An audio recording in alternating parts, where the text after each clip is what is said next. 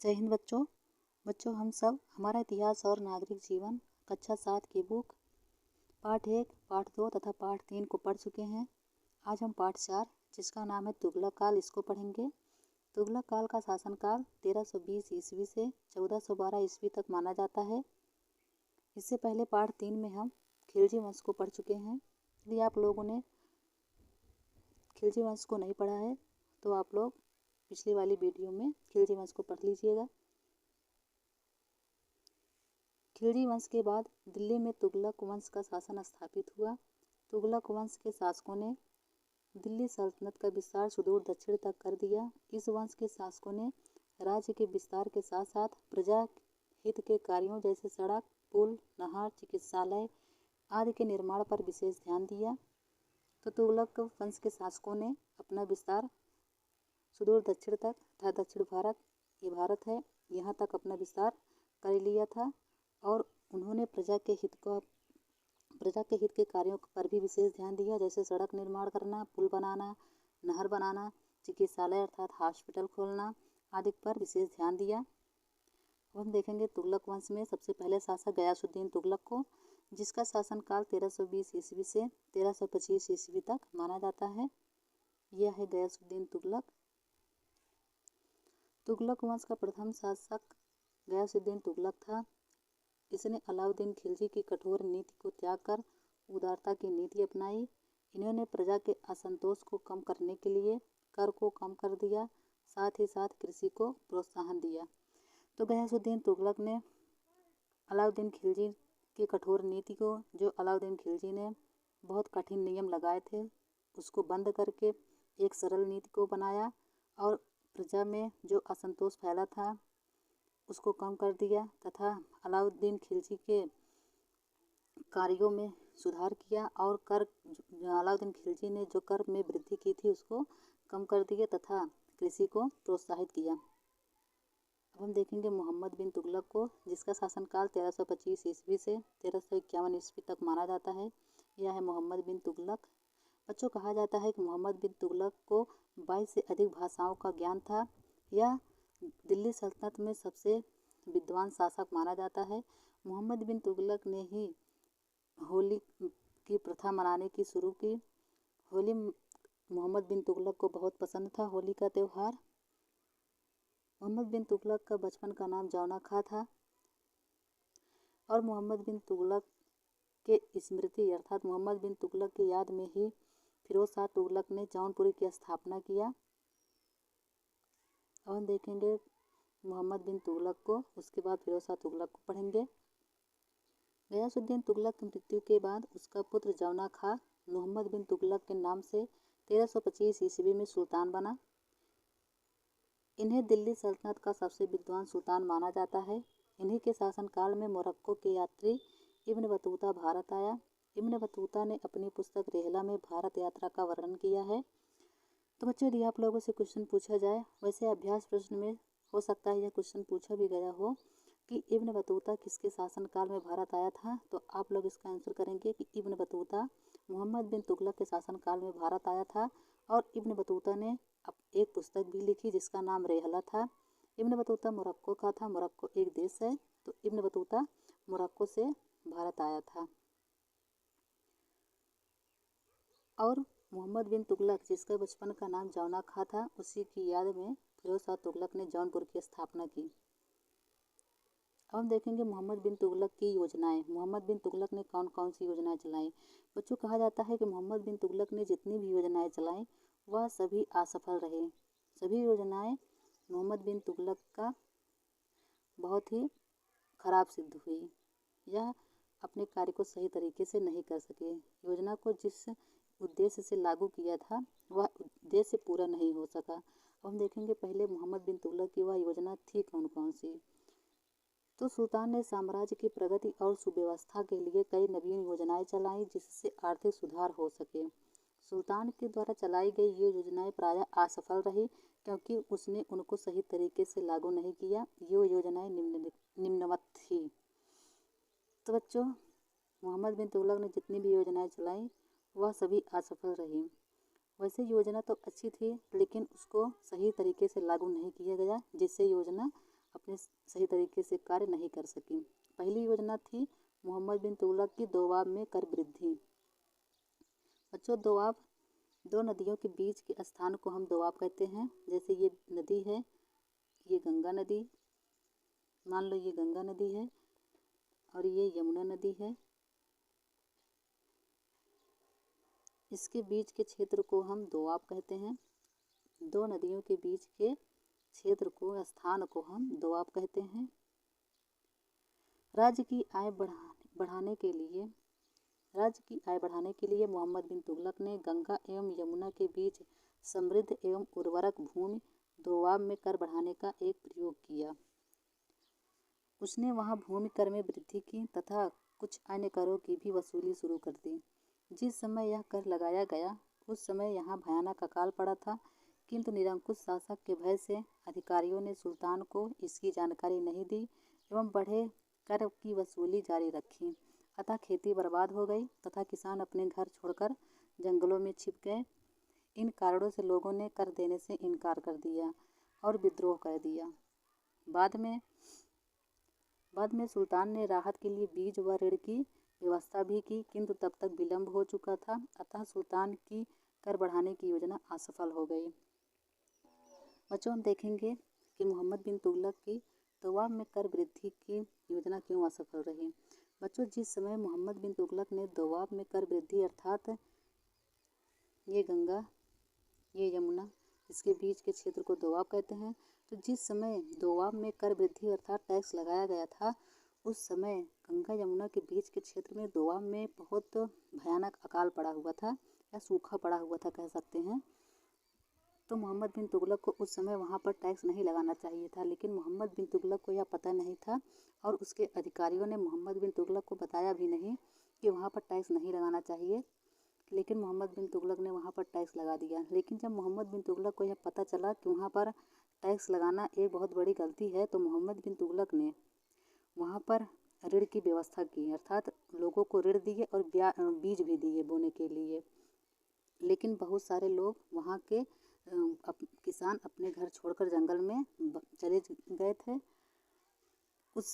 इसलिए यह योजना भी मोहम्मद बिन तुगलक की असफल रही। अब हम देखेंगे मोहम्मद बिन तुगलक की दूसरी योजना। मोहम्मद बिन तुगलक की दूसरी योजना है राजधानी परिवर्तन। राजधानी परिवर्तन जैसे बच्चों, ये एक राजधानी है दिल्ली, ये दूसरी राजधानी है। यहाँ से राजधानी को हटाकर दूसरी जगह ले जाना, यही है राजधानी परिवर्तन करना। तो हम देखेंगे कि मोहम्मद बिन तुगलक ने अपनी राजधानी दिल्ली से हटाकर कहाँ किया। राजधानी परिवर्तन वस्तुतः एक द्वितीय राजधानी की योजना थी। मोहम्मद बिन तुगलक के शासनकाल तक दिल्ली सल्तनत का राज्य एक बड़े साम्राज्य का रूप धारण कर चुका था। इसमें मालाबार को छोड़कर दक्खन के सभी राज्य जुड़ चुके थे। अतः दक्षिण के इन राज्यों को कुशल प्रशासक देने के लिए द्वितीय राजधानी की योजना बनाई गई। दक्खन बच्चों, दक्खन ये है अपना भारत। इस क्षेत्र को दक्खन अर्थात दक्षिण के क्षेत्र को हम दक्खन कहते हैं। यह है दक्षिण भारत और यही है केरल। केरल के तट को हम मालाबार तट कहते हैं। तो मोहम्मद बिन तुगलक का शासनकाल, यहाँ दिल्ली है, यहाँ से यहाँ तक हो चुका था, लेकिन मालाबार क्षेत्र पर मोहम्मद बिन तुगलक का साम्राज्य नहीं पहुँचा था। तो मोहम्मद बिन तुगलक ने अपनी राजधानी का परिवर्तन कर दिया, दिल्ली से दौलताबाद। यह है अपना भारत।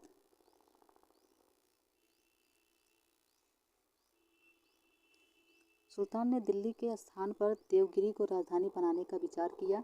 देवगिरी का नाम दौलताबाद रखा गया। दिल्ली से दौलताबाद जाते समय लोगों को रास्ते में कष्ट न हो, इसलिए राज्य द्वारा सुविधाएं भी दी गई थी। रास्ते का कष्ट तथा दौलताबाद की जलवायु दिल्ली वासियों को रास नहीं आई। वे वहां से दिल्ली वापस आना चाहते थे। दक्षिण का रहन सहन, खान पान, वेशभूषा तथा मौसम आदि दिल्ली से भिन्न था। करीब 2 वर्ष बाद सुल्तान ने दौलताबाद छोड़ने का निर्णय लिया। उसे महसूस हुआ कि जैसे दिल्ली से दक्षिण पर नियंत्रण कठिन है, उसी प्रकार दक्षिण से दिल्ली पर नियंत्रण रखना कठिन है। इस प्रकार सुल्तान की द्वितीय राजधानी योजना भी असफल हो गई। इस प्रकार अंग्रेजों ने भी दिल्ली के साथ शिमला को अपनी द्वितीय राजधानी के रूप में विकसित किया था। इसके बाद जब हम अंग्रेज को पढ़ेंगे तो अंग्रेज भी दिल्ली अपनी एक राजधानी दिल्ली को बनाया तथा दूसरी राजधानी शिमला को भी बनाया था। होली के बाद दिल्ली की भीषण गर्मी से बचने के लिए वह शिमला चले जाते थे और वहीं से प्रशासन की देखरेख करते थे। तो बच्चों, मोहम्मद बिन तुगलक की दूसरी योजना क्या थी? तो मोहम्मद बिन तुगलक की दूसरी योजना थी राजधानी परिवर्तन। मोहम्मद बिन तुगलक ने अपनी राजधानी दिल्ली से दौलताबाद किया। ये दिल्ली, जैसे ये दिल्ली है, यहाँ से अपनी राजधानी दौलताबाद मोहम्मद बिन तुगलक ने किया। तो जिस समय मोहम्मद बिन तुगलक अपनी राजधानी परिवर्तन कर रहा था उस समय भीषण ठंड पड़ रही थी। तो मोहम्मद बिन तुगलक ने ऐलान किया कि सभी लोग अपने घर से सामान लेकर अपना एक दूसरे स्थान पर चलें जिसका नाम है दौलताबाद, वहाँ चलकर रहें। अब वहीं से शासन कार्य का संचालन होगा।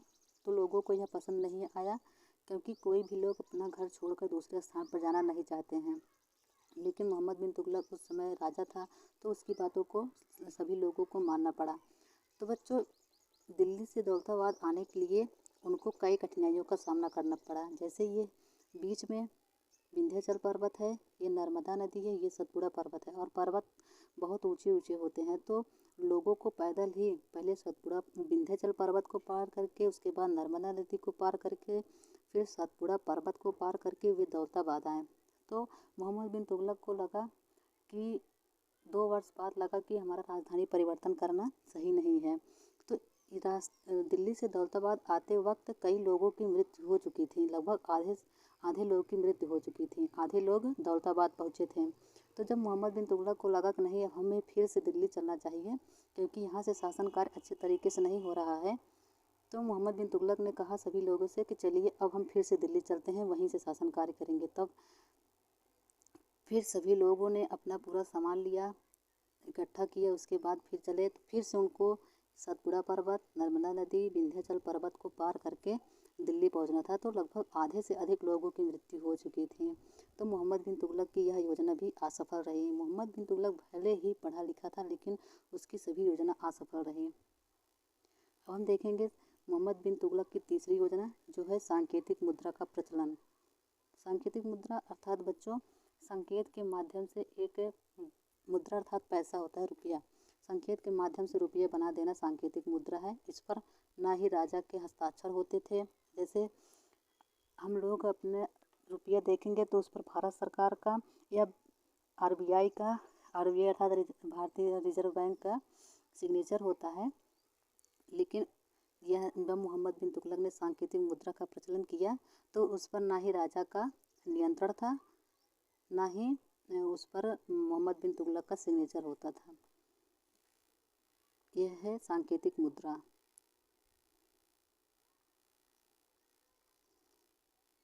सांकेतिक मुद्रा,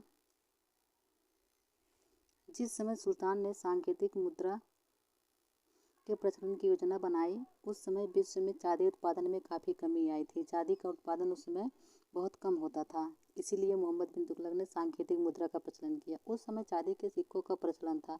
सुल्तान ने चांदी के सिक्कों के स्थान पर मिश्रित धातु के सिक्के चलाने का आदेश दिया। इन सिक्कों का मूल्य चांदी के सिक्कों के मूल्य के बराबर ही माना गया, केवल माना गया, उतना उसका मूल्य था नहीं।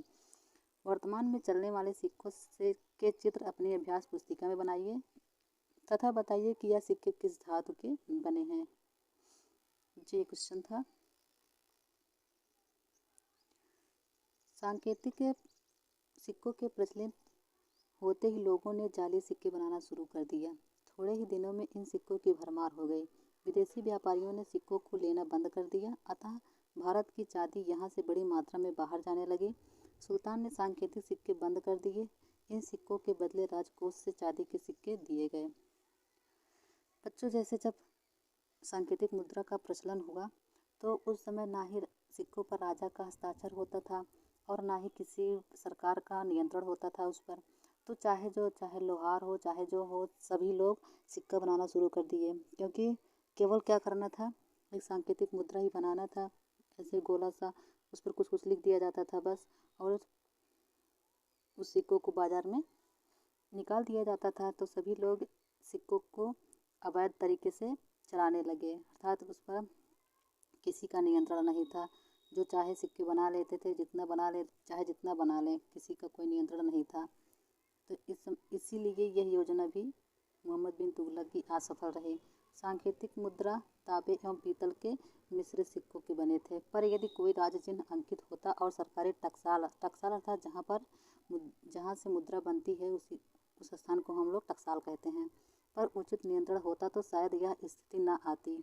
इस योजना से राजकोष पर बहुत बुरा प्रभाव पड़ा। मोहम्मद बिन तुगलक द्वारा लागू की गई सारी योजनाएं असफल रही। यदि उसके स्थान पर आप होते तो क्या करते? बच्चों, आप लोग कमेंट बॉक्स में बताइएगा कि आप लोग अगर उस समय होते तो क्या करते। सुल्तान अपने शासन के अंतिम काल में राज्य की आंतरिक अशांति से परेशान रहा। उत्तर दक्षिण दोनों भागों से विद्रोह शुरू हो गए। केंद्रीय शासन प्रणाली होने के कारण सुल्तान एवं स्वयं दोनों स्थानों पर पूर्ण नियंत्रण न रख सका।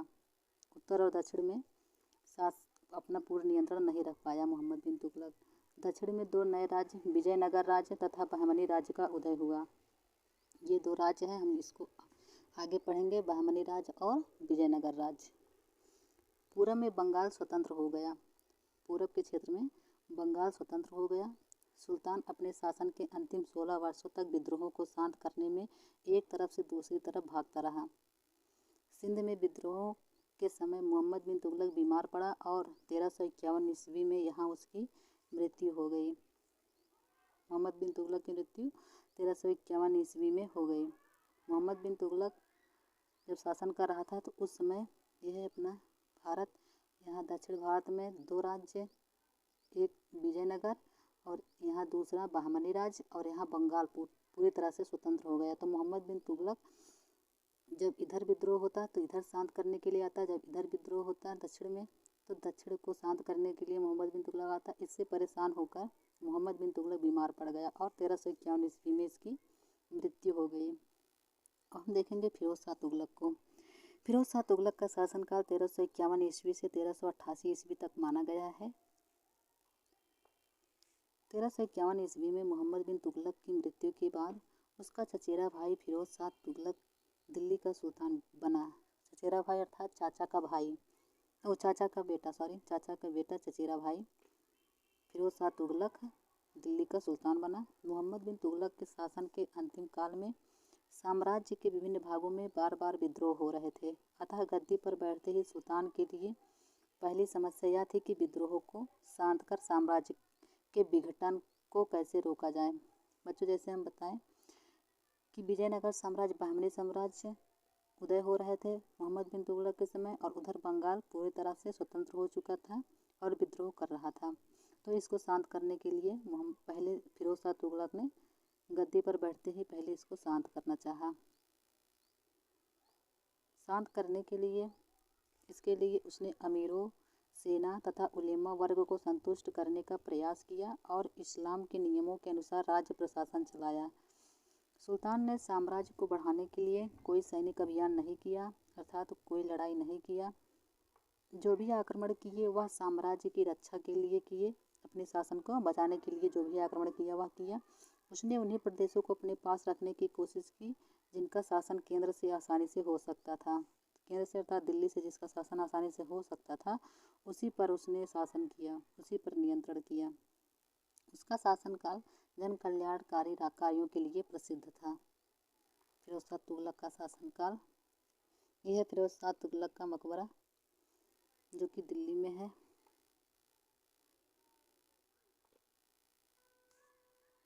देखिए फिरोज शाह तुगलक के कार्य। कृषि के सिंचाई हेतु उसने कई नहरों का निर्माण कराया, जैसे यमुना नहर, सतलज नहर आदि, जिनसे आज भी सिंचाई होती है। इससे कृषि की उन्नति हुई।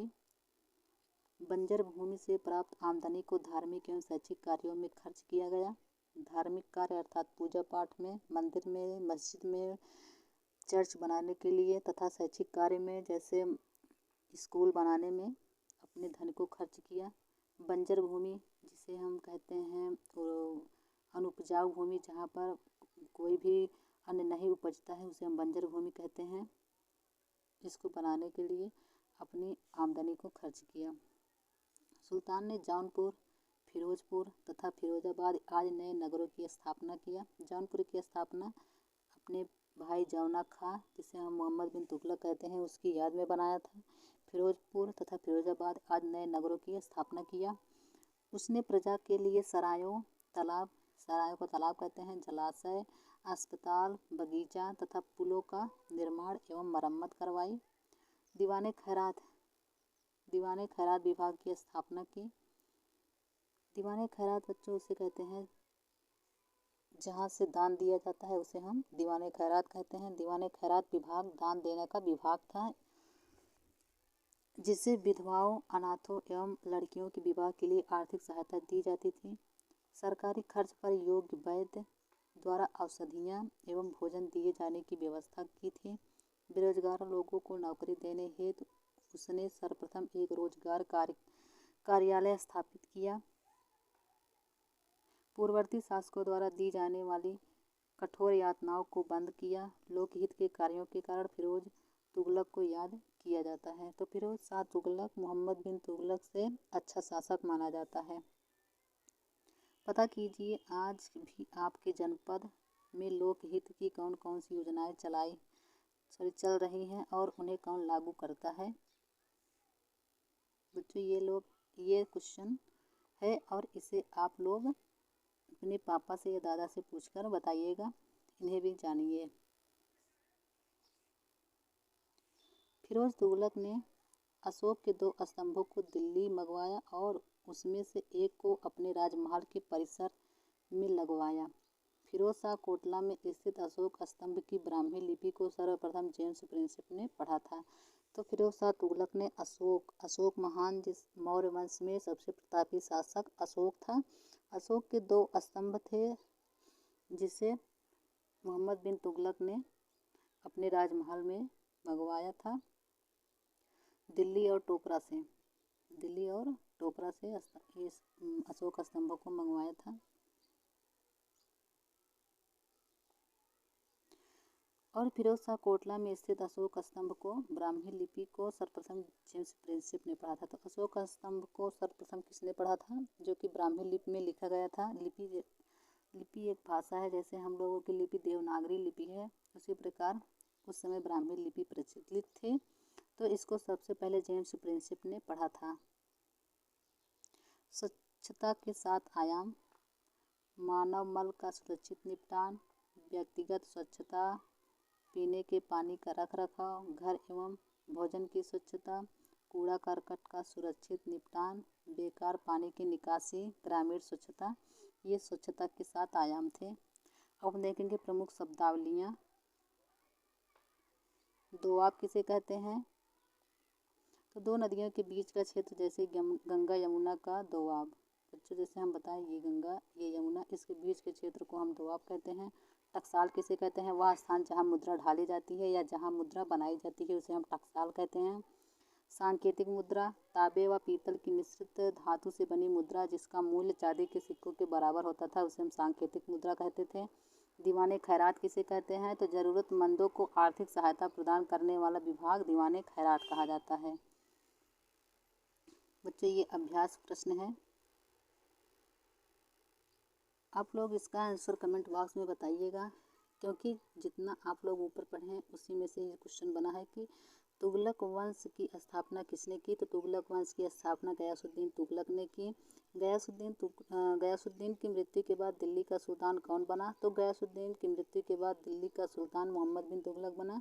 मोहम्मद तुगलक के शासन के अंतिम काल में दक्षिण भारत में किन 2 नए राज्यों की स्थापना हुई? तो मोहम्मद तुगलक के शासन के अंतिम काल में दक्षिण भारत में बहमनी राज्य तथा विजयनगर साम्राज्य की स्थापना हुई। मोहम्मद तुगलक ने राजधानी परिवर्तन की योजना क्यों बनाई? क्योंकि मोहम्मद बिन तुगलक दक्षिण पर नियंत्रण करने के लिए, अर्थात दक्षिण भारत पर नियंत्रण करने के लिए दिल्ली से अपनी राजधानी दौलताबाद बनाई। फिरोज तुगलक ने प्रजा हित के लिए कौन कौन से कार्य किए? तो बच्चों हम लोग अभी पढ़ चुके हैं कि फिरोज शाह तुगलक ने प्रजा के हित के लिए नहर बनवाया, सराय बनवाया, पुल बनवाया तथा चिकित्सालय बनवाया। ये है प्रश्न 2। निम्नलिखित प्रश्नों के नीचे कुछ विकल्प दिए गए हैं, सही विकल्प के सामने के गोले को काला करें। तो बच्चों पहला क्वेश्चन है का मोहम्मद बिन तुगलक ने दिल्ली के स्थान पर द्वितीय राजधानी के रूप में किसे चुना? तो आप लोग इसका आंसर करेंगे देवगिरी, जिसका नाम बाद में परिवर्तन करके दौलताबाद रखा गया। ख है, मोहम्मद बिन तुगलक ने चांदी के स्थान पर सिक्के चलाए। कौन से सिक्के चलाए? तो आप लोग इसका आंसर करेंगे मिश्रित धातु के सिक्के चलाए। क्वेश्चन ग है, फिरोजपुर नगर की स्थापना किस की थी? तो मतलब क्वेश्चन ये पूछने का अर्थ है कि फिरोजपुर नगर की स्थापना किसने की थी? तो आप लोग इसका आंसर करेंगे फिरोजपुर नगर की स्थापना किसने की? तो फिरोज शाह तुगलक ने फिरोजपुर नगर की स्थापना की। ये है प्रोजेक्ट कार्य। तो बच्चों, आज का क्लास को हम यहीं पर समाप्त करते हैं।